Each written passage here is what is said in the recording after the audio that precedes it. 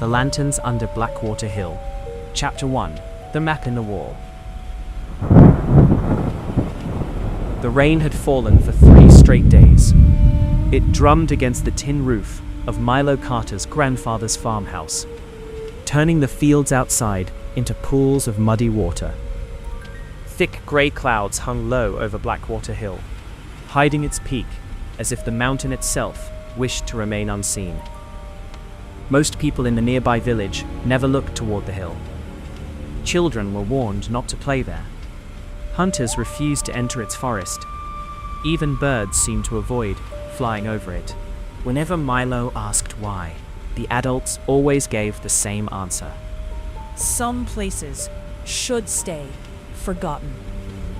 His grandfather had said those exact words many times before he passed away the previous winter. Now the old farmhouse belonged to Milo's family, and while his parents sorted through paperwork in town, Milo had been given the impossible task of cleaning his grandfather's enormous study.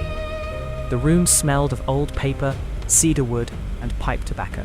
Bookshelves reached from the floor to the ceiling. Hundreds of journals filled every shelf. Strange rocks, antique compasses, brass telescopes, faded photographs, and glass bottles lined the cabinets. Every object seemed to have a story that Grandpa had never finished telling. Milo smiled sadly. He missed those stories. Outside, thunder rolled across the valley. He pulled another heavy book from the shelf. Nothing. Another. Nothing. Then he noticed something strange. One section of the bookshelf wasn't touching the wall.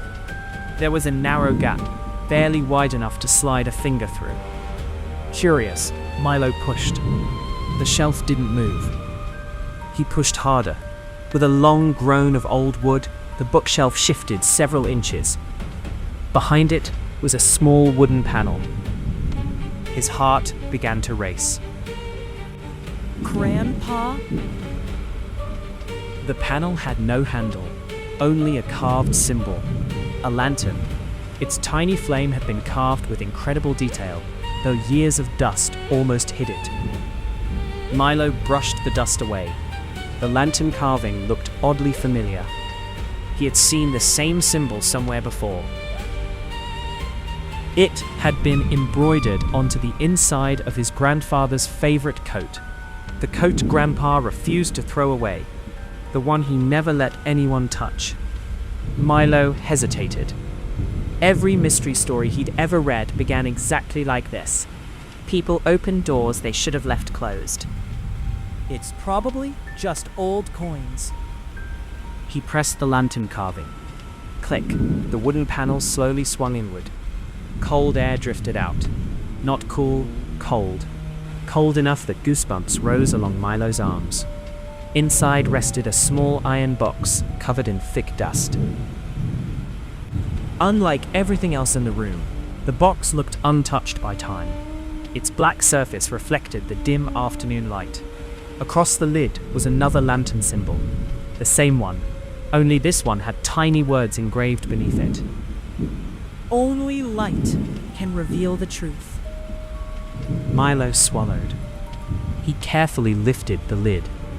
Inside lay a leather map wrapped in faded cloth. The leather was surprisingly soft, almost warm. As he unfolded it, the room seemed to grow strangely quiet. The map showed the surrounding countryside, but many of the places were missing from modern maps. Old roads, long-forgotten farms, ruined bridges. Then his eyes stopped on one name, Blackwater Hill. Someone had circled it with dark red ink. Across the hill, written in handwriting that looked hurried and frightened, were 3 chilling words. Blackwater Hill lives. A sudden clap of thunder shook the hills. Milo jumped. The map slipped from his hands. Instead of falling flat onto the floor, it landed perfectly open, as though someone had carefully placed it there. The paper pointed toward a narrow trail leading into the forest, a trail that no longer appeared on any modern map. Milo knelt to pick it up. That's when he noticed something impossible. The ink on the map was moving, slowly. Tiny black lines crept across the leather like living veins. Before his eyes, a new sentence formed. Come before the last light. The room became silent. No rain, no thunder, no wind. Only the loud beating of Milo's heart. Then, from somewhere outside, a faint golden light floated between the trees. Then another, and another. Dozens of them, swinging gently in the darkness where no people stood.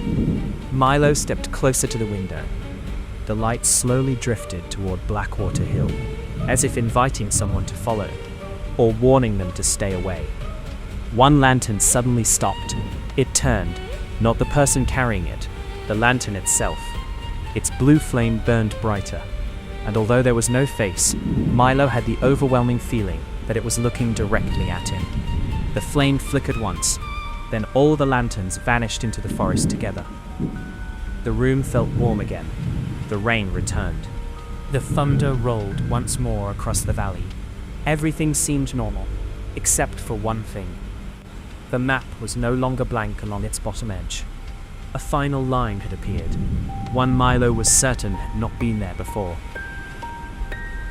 You have opened the way.